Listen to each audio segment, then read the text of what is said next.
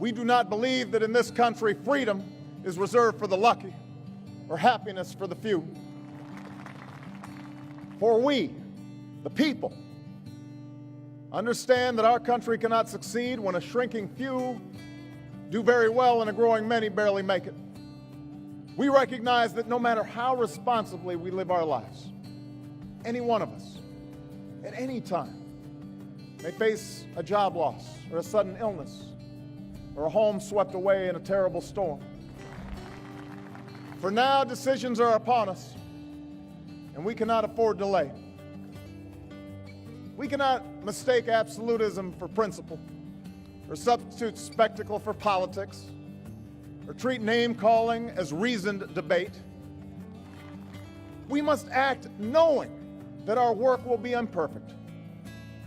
We must act knowing that today's victories will be only partial, and that it will be up to those who stand here in 4 years, and 40 years, and 400 years hence to advance the timeless spirit once conferred to us in a spare Philadelphia hall.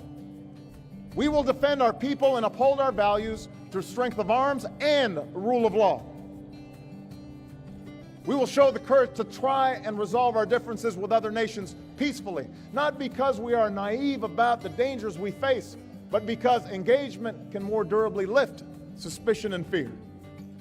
We will support democracy from Asia to Africa, from the Americas to the Middle East, because our interests and our conscience compel us to act on behalf of those who long for freedom.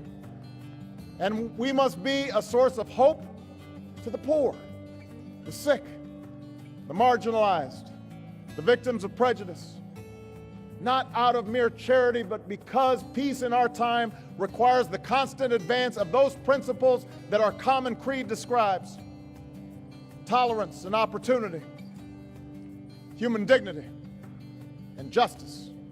Our journey is not complete until our gay brothers and sisters are treated like anyone else under the law. For if we are truly created equal, then surely the love we commit to one another must be equal as well. Our journey is not complete until we find a better way to welcome the striving, hopeful immigrants who still see America as a land of opportunity, until bright young students and engineers are enlisted in our workforce rather than expelled from our country.